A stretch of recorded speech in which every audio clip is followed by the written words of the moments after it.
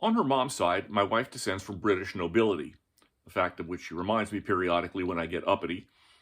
One of her great-great-grandfathers, one William R. Hilton, was born in Jamaica to a family of British sugar planters, and that line, if you extend it back far enough, leads to a fellow named Mad Baron Hilton, about whom I should tell you sometime. Not to mention a woman named Benedicta de Shelving, and a member of the Norman gentry named Marmaduke de Thwang, and, most interestingly, to an illegitimate daughter of King Edward IV. One of her ancestors on the maternal side of that family is a Rachel Ricketts Johnson, who, if I'm counting correctly, was the aforementioned William R. Hilton's great-great-grandmother. I found out, quite by accident, that Rachel is closely related to one of the central figures in one of Britain's creepiest ghost stories, The Haunting of Hinton Ampner, a mansion in Hampshire. Hinton Ampner was built in the 1620s during the reign of King James I by one Thomas Stukely. Thomas had a great-grandson named Hugh Stukely, who himself had no male heirs, so when he died, Hinton Ampner was inherited by his daughter Mary, who had married a fellow named Edward Staywell, who was nobly born but a little loose in the morals department. After his father-in-law's death, Edward Staywell apparently decided that he could get away with whatever he wanted with whomever he wanted, so he invited his wife Mary's younger sister, Honoria, to come live with them at Hinton Ampner. Mary Staywell died shortly thereafter, an eventuality the neighbors thought was mighty convenient, and after that, apparently Edward Staywell carried on with Honoria in a manner that people described as scandalous, until her death in 1754. Staywell himself died the following year, and some said this was divine retribution against the couple for doing away with an illegitimate child they'd had. Some people said more than one. Be that as it may, the house was then purchased by one William Henry Ricketts, cousin to Carol's forebear Rachel Ricketts Johnson, and William Henry Ricketts' wife, Mary Jervis Ricketts. William was frequently away for long periods of time. As I said before, his family had ties to Jamaica, and trips across the Atlantic at that point were a long and drawn-out affair. But Mary Jervis Ricketts was a no-nonsense type and completely up to the task of running a household with a bevy of servants. Whether she was up to dealing with ghosts remains to be seen. The haunting, if such it was, started out slowly.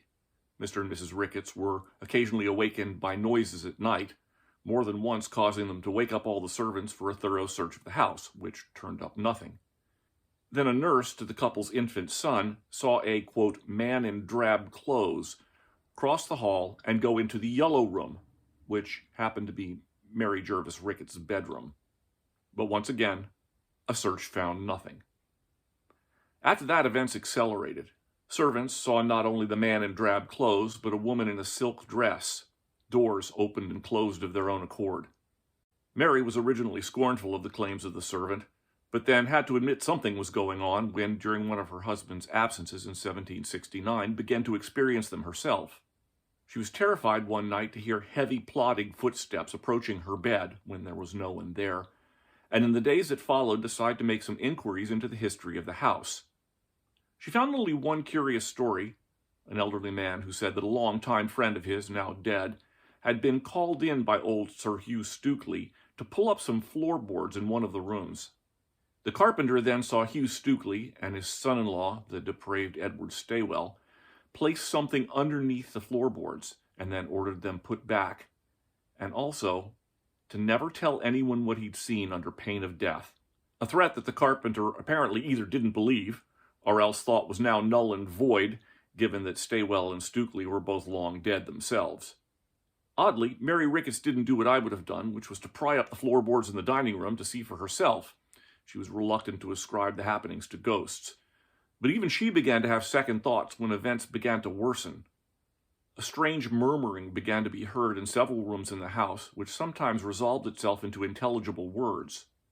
Not only did Mary hear it, but so did her brother, the famous naval officer Captain John Jervis, who wrote about it in one of his journals that's still to be found in a museum in London.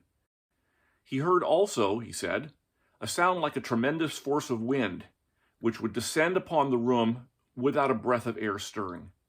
Mary wrote about her experiences for a piece that appeared in the Gentleman's Magazine in 1872. Through it all, she strikes you as sane and calm and collected, reluctant to ascribe the happenings to ghosts. Here's a passage from the article she wrote. Thoroughly convinced that there were persons in the lobby before I opened the door, I asked her, Mary's servant Elizabeth Godden, if she saw no one there. On her replying in the negative, I went out to her, examined the window that was shut, looked under the couch, the only furniture of concealment there. The chimney board was fastened, and when removed, all was clear behind it. She found the door into the lobby shut, as it was every night. After this examination, I stood in the middle of the room, pondering with astonishment, when suddenly the door that opens into the little recess leading to the yellow apartment sounded as if it was played to and fro by a person standing behind it. This was more than I could bear unmoved. I ran into the nursery and rang the bell there that goes into the men's apartment. If it had been me, not unmoved would be a vast understatement. I think I'd have fallen into the category of pissing my pants, then having a stroke. Eventually, though, even Mary's patience was tried to the limit. During a stay, her brother heard groans, bangs, dragging footsteps, and on one occasion, what sounded like a gunshot.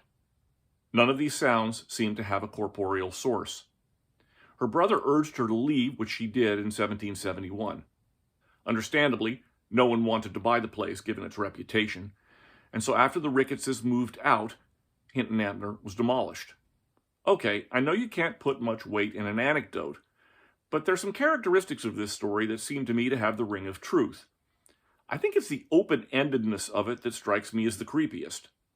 A lot of ghost stories have predictable endings. The haunting stops when the skeleton is found and reburied in hallowed ground, or revenge is taken against the killer, or the guilty party is arrested.